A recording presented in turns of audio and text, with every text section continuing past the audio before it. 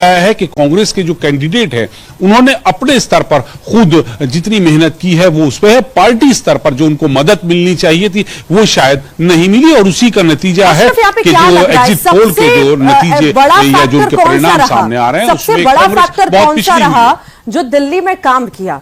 क्या अरविंद केजरीवाल का जेल जाना, शराब घोटाले में आरोप लगना तरह तरह के और मंत्रियों पर आरोप लगना, अंदर की गुटबाजी होना, ये सब कहीं ना कहीं मेन कारण बने?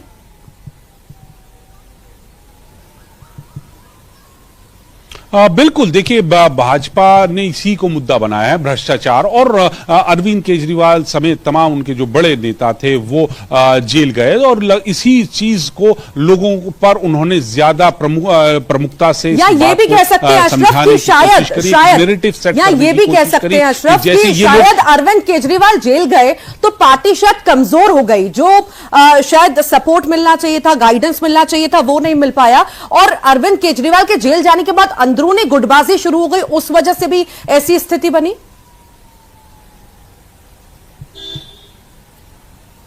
बिल्कुल, अंदरूनी गुटबाजी भी है, लेकिन जो नैरेटिव सेट किया बीजेपी ने और जिसको आम आदमी पार्टी लेके आती थी कि वो बहुत ईमानदार हैं, साफ छवि वाले हैं, उसी नैरेटिव को बीजेपी ने पलट दिया। उन्होंने साबित किया कि कैसे इन लोगों ने भ्रष्टाचार किया, कैसे ये लोग आरोपी है और जेल गए हैं। तो वो चाहे वो शराब घोटाला हो या दूसरे घोटाले हो, दिल्ली जल बोर्ड का हो, कई तरह के घोटाले बीजेपी ने उजागर किए और जो आम आदमी पार्टी की साफ और ईमानदार वाली जो छवि थी उसको उन्होंने खराब किया और उसके लिए उन्होंने सबूत दिए कि कैसे इनके जो मंत्री हैं वो तिहाड़ जेल में गए और कई कई महीने वहां पे गुजारे। इस चीज को उन्होंने जनता के बीच में रखा, नैरेटिव सेट किया और हो सकता है कहीं ना कहीं ये बात आम लोगों के दिल में भी घर कर गई।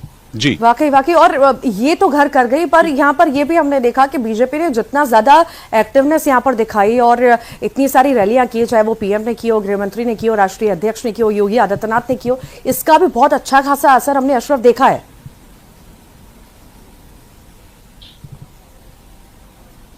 बिल्कुल, देखिए वही मैंने आपसे कहा कि बीजेपी ने अपने तमाम बड़े नेताओं को यहां दिल्ली विधानसभा चुनाव में उतारा है। जितने भी उनके मुख्यमंत्री थे, उनके बड़े नेता थे, राज्यों के बड़े नेता थे, सांसद हों, सब यहां पे उनकी जिम्मेदारी थी। उन लोगों को काफी पहले से जिम्मेदारियां दे दी गई थी और बहुत सक्रियता से वो जनता के बीच में जा रहे थे। अशरफ, मैं आपके पास लौटूंगी। वरिष्ठ पत्रकार सरमन नगेली जी हमारे साथ जुड़ गए हैं। नगेली जी, बहुत स्वागत है आपका। आप देख ही रहे हैं स्थिति, एग्जिट पोल भी चुका है और कहीं ना कहीं बीजेपी मजबूत होती हुई नजर आ रही है और आप कहीं ना कहीं पिछड़ती हुई नजर आ रही है, और कांग्रेस का तो खैर यहां पर कुछ नजर ऐसा कुछ खास आता नहीं है। कैसे देखते हैं आप?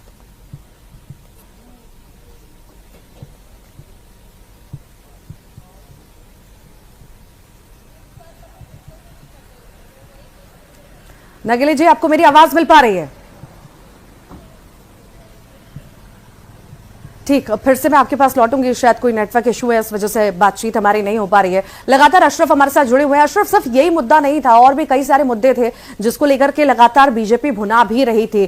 चाहे सेफ्टी का अगर हम बात करें, सेफ्टी को लेकर लगातार बातें उठती रही हैं दिल्ली में, और इसको लेकर के एक दूसरे पर आरोप, चाहे बीजेपी आप पर आरोप लगाए, चाहे आप बीजेपी पर आरोप लगाए, पर यहां पर हल इसका निकलता हुआ दिखाई नहीं दिया। अशरफ, बिल्कुल, देखिए जो महिला सुरक्षा की बात थी तो वो तो थी, लेकिन इसके लिए हमेशा से यहाँ पर आम आदमी पार्टी की जो थी वो पूरी तरह से ये मुद्दा केंद्र सरकार के पाले में डाल देती थी, क्योंकि जो लॉ एंड ऑर्डर की बात है वो केंद्र सरकार के पास है। जबकि यहाँ पर दूसरा एक जो मुद्दा था प्रदूषण का था, यमुना की सफाई का था, वो जो था उसको बीजेपी ने और अच्छे से यहाँ पे भुनाया है।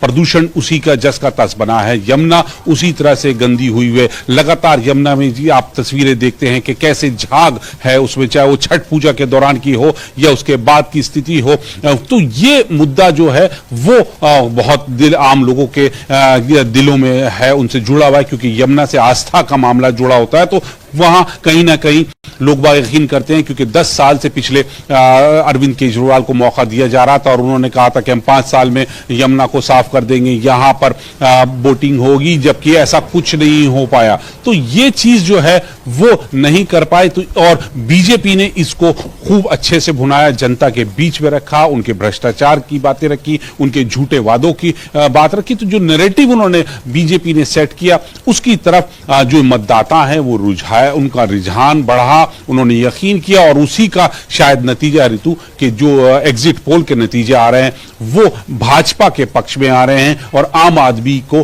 थोड़ा झटका लगता नजर आ रहा है। हालांकि जितनी सीटें 32 से 37 सीटों के पर आम आदमी को दिखाया जा रहा है और 35 से 40 में भाजपा है, तो ज्यादा फर्क नहीं है इन सीटों को भी अगर आप देखें एग्जिट पोल के तो 3 सीटों का। लेकिन ये है कि हां भाजपा के पक्ष में वोट ज्यादा हुआ है और एक ट्रेंड रहता था जैसा कि जब मतदान ज्यादा होता है तो उसका मतलब यही है कि जनता सत्ता परिवर्तन चाहती है। और इस बार भी जो 5 बजे तक के आंकड़े हमारे पास हैं वो साफ बता रहे हैं कि 2020 से 3% ज्यादा मतदान हुआ है, तो यानी ये सत्ता परिवर्तन की तरफ है। ऋतु ठीक ठीक ठीक। सरमन नगेली जी हमारे साथ जुड़े हुए हैं, वरिष्ठ पत्रकार हैं। सरमन जी, आपको मेरी आवाज मिल पा रही है? मिल रही जी, जैसी तस्वीर अभी हम देख रहे हैं, कहीं ना कहीं बीजेपी को बढ़त मिलती, आप पिछड़ती हुई नजर आ रही है, किस तरह से देखते हैं?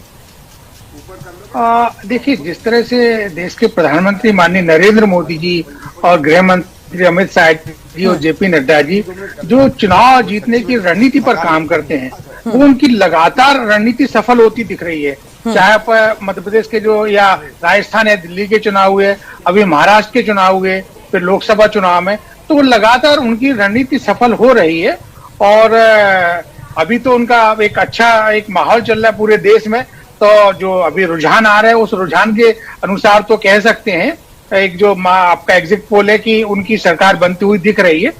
लेकिन मेरा यहाँ ऋतु जी एक दूसरा मानना है। मैं चूंकि ओपिनियन पोल और सर्वेक्षण और भारतीय चुनावी सर्वेक्षण पर थोड़ा सा स्टडी कर रहा हूँ, मैं लंबे समय से कर रहा हूँ, कुछ काम भी चल रहा है मेरा किताब का।